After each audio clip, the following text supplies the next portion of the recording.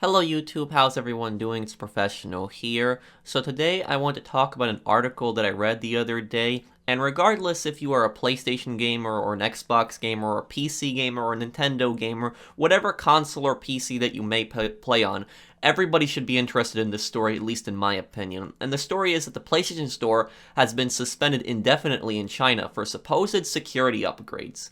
And I'll also link this article down below. Sony has declined to comment on whether backdoor hacks allowing Chinese players to access and download content not currently licensed for release in the region have played a part in the PlayStation Store's closure in the country. According to Reuters, some vendors were offering to crack the restrictions on the PlayStation Store in China for a fee of less than $5 on e-commerce platforms. Currently, both foreign and domestic publishers need to obtain a license from content regulators in order to release their software in China. As a result, only 13 games were added to the Chinese PlayStation Store last year, leaving fans frustrated and searching for alternate ways to purchase popular titles. Oh man. Now, look, I don't talk politics unless it affects video games or it affects freedom of speech. And this is not okay. Now, in this case, Sony are the ones who have suspended the PlayStation Store, but we don't know if Sony was ordered by the Chinese government. They most likely were ordered by the Chinese government. They're saying that it was due to a security upgrade, but they're not specifying exactly on what this upgrade is, and when they're asked about whether the Chinese government told them to do that, they're not commenting. If the Chinese government hadn't told them to do that, they could have just come out and said, oh, those rumors are nonsense. But they're not doing that. And 13 games added to the PlayStation Store in an entire year in 2019 in China. That's basically almost one game every month. Only 13 games in the whole year added to the PlayStation Store in China. 13 games. Now think about whatever country you may live in. It's most likely hundreds of games. You know, I live in the United States. I don't know the exact amount of PlayStation games that were added to the store last year, but I can tell you it was a ton. Over hundreds of games. The fact that developers need a license to be able to release their games in China, and the Chinese government has to regulate it, look at all of this stuff, and why is the government there limiting this stuff? Why are they regulating this stuff in the first place? They're limiting what people can say, they're limiting what people can watch, they're limiting what people can search up on the internet, and now they're limiting what video games that people can play. And this isn't the first time that China has done something ridiculous concerning video games. The Chinese government, they have limited the amount of times that somebody can actually play. And I believe that if you're under 18, you cannot play video games past 10 p.m.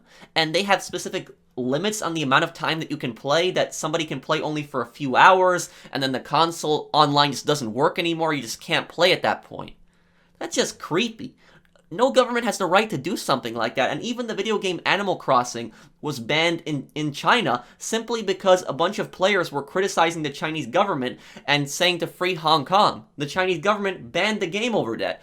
Winnie the Pooh even got banned in China, and South Park even made an episode making fun of the Chinese government banning Winnie the Pooh, and guess what? South Park then got banned in China. So my question is what is the Chinese government so afraid of? If they know that their position is right, and they know that they're right, they have nothing to be afraid of. What is the harm in letting people look stuff up on the internet? If you're so confident that your position is right, you should have nothing to be afraid of. And this is exactly how authoritarian governments control the flow of information, is they know that when they control the flow of information, they control what people read, they control what people can watch. They know that if they control those things, they have a much higher chance of brainwashing the population and controlling what the population thinks. That's why authoritarian governments are so afraid of freedom of information, because then people will look up things and then say, hey, why don't we have freedom like in these other countries? And they'll start questioning those authoritarian governments, and that is what these authoritarian governments fear so much. That is why they try so hard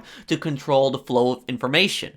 And my heart goes out to people in China that experience this nonsense from their government. Nobody should ever experience anything like this from a government.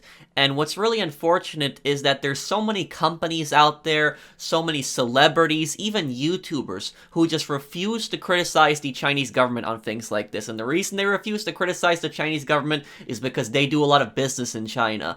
And they know that if they criticize the Chinese government, they're going to lose a lot of money, and they prefer making money over defending human rights. It's really unfortunate that we have people and companies out there like that prefer money over protecting people's human rights and defending people's human rights. And you can see a perfect example of this with Blizzard. Remember what happened last year when they had that tournament and that player, he said free Hong Kong? That player got banned from the tournament. He got denied his prize money. I think in the end he did get his prize money. Correct me if I'm wrong on that. But it was directly because of that. And when Blizzard was saying that, oh, it has nothing to do with the Chinese government, that's absolute nonsense. It's absolute nonsense. It had everything to do with the Chinese government, and Blizzard was scared that they were going to lose business. It's a real shame. It's a really scummy thing for them to do. No company, celebrity, YouTuber should just bow down to the Chinese government like this.